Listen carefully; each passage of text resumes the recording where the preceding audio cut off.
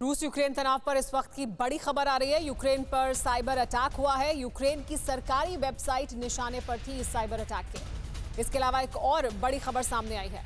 Ukraine पर रूसी हमले को लेकर अमेरिका ने चेतावनी जारी की है। कीव पर मिसाइल बरसाने की तैयारी में है दरअसल रूस। ये कहा है अमेरिका ने, कीव की संचार सेवा तबाह कर देगा रूस, ये भी चेतावनी दी है अमेरिका ने।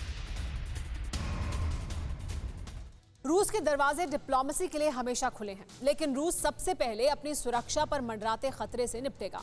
यह बयान अब से थोड़ी देर पहले रूसी राष्ट्रपति पुतिन ने दिया है। पुतिन के तेवर से साफ है कि वो यूक्रेन पर पीछे हटने को तैयार नहीं है, लेकिन यूक्रेन संकट का चीन गलत फायदा उठाने की फिराक में है। दावा यह किया जा रहा है कि यूक्रेन संकट के बीच चीन ताइवान पर हमला कर सकता है। सिर्फ इतना ही नहीं, कई छोटे देश जो अब तक अमेरिका के दम पर महाशक्तियों के खिलाफ हुंकार भरते थे, अब वो भी खौफजदा हैं।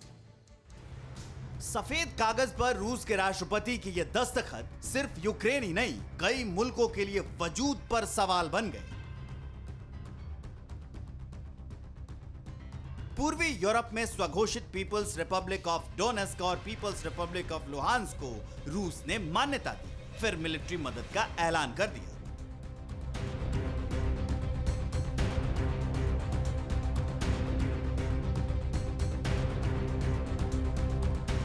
नाटो तैयारी करता रह गया और अमेरिका प्रतिबंध पर प्रतिबंध लगाता रह गया। पुतिन की मनमर्जी के आगे सुपर पावर का ऐसा बेबस रूप देखकर यूक्रेन शॉक्ड है।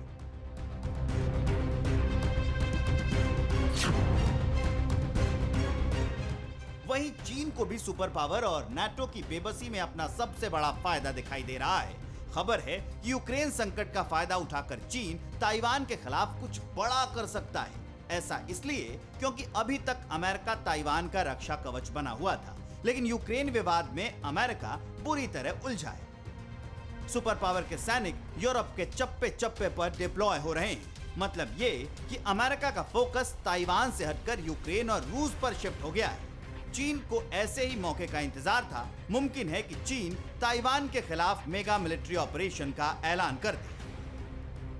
अमेरिका के लिए यूक्रेन का मसला ताइवान से कहीं ज़्यादा बड़ा और गंभीर है। इसीलिए अगर इन दोनों की तुलना करें तो अमेरिका यूक्रेन को छोड़ करके ताइवान के लिए जंग में कूदेगा, इसकी संभावना बेहद ही कम है। ऐसे में कुल मिलाकर के यही समझ में आता है कि पुतिन ने अपने एक फैसले से जिनपिंग की राह आसान कर दी है। दुनिया को लग रहा था कि अगर यूक्रेन में रूस की सेना घुसी तो नाटो और अमेरिका मिलकर रूस पर हमला कर देंगे, लेकिन पुतिन के मास्टर गेम के आगे सुपर पावर का पावर गेम भी फीका पड़ गया। एक्शन के नाम पर रूस पर सिर्फ आर्थिक प्रतिबंध लगाएं। ऐसे में चीन का हौसला बढ़ना लाजमी है। ताइवान बीते 4 साल से चीन के लिए गले की फांस बना हुआ है। जिनपिंग को अब यकीन हो चला है कि पुतिन के नक्शे कदम पर चलकर मिशन ताइवान पूरा किया जा सकता है। इसकी शुरुआत चीन ताइवान में तख्ता पलट करके भी कर सकता है। चीन का पहला कदम ताइवान में चीन समर्थित सरकार बनाना है। यूक्रेन पर जितना हमलावर रूस है, अगर चीन भी ताइवान पर उतना ही हमलावर हो जाता है तो अमेरिका 2 फ्रंट वॉर में फंस जाएगा। चीन ताइवान को हमले का डर दिखा करके वहां की सरकार बदल सकता है। हांगकांग की तरह वहां पर अपनी पुलिस और सरकारी कर्मचारी भी भेज सकता है। हालांकि ये सब बातें अभी महज आकलन हैं, लेकिन कल क्या हो किसी को पता नहीं है।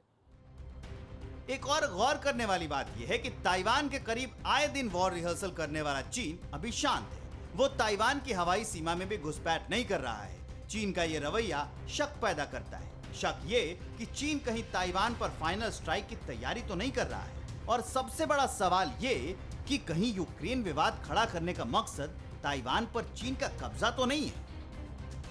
चाइना का दुश्मन नंबर 1 अमेरिका और चाइना की प्रायोरिटी नंबर 1 ताइवान को अपने में विलय करना।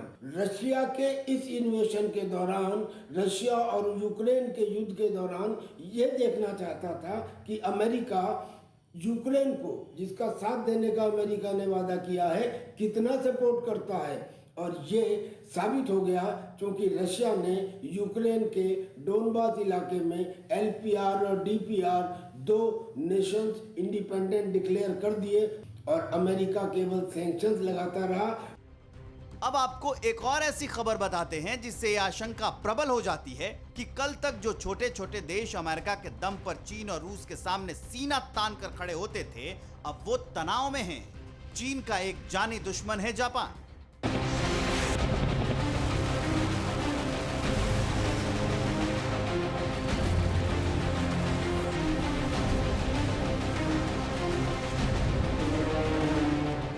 आजकल रूस ने जापान के करीब ब्लू बैटल ग्राउंड में 2 दर्जन युद्धपोत और फ्रिगेट्स तैनात कर दिए हैं। ये तैनाती दुनिया भर के डिफेंस एक्सपर्ट्स के लिए शॉकिंग है। अमेरिका भी समझ नहीं पा रहा है कि आखिर पुतिन एक साथ ईस्ट और वेस्ट दोनों मोर्चों पर जंग की तैयारी क्यों कर रहे हैं। जापान सागर में विनाशक जंगी बेड़े के साथ पुतिन की नेवी क्यों मंडरा रही है। जापान ने एक स्टेटमेंट दिया है जिसमें रशिया को क्रिटिसाइज किया है यूक्रेन के मामले में।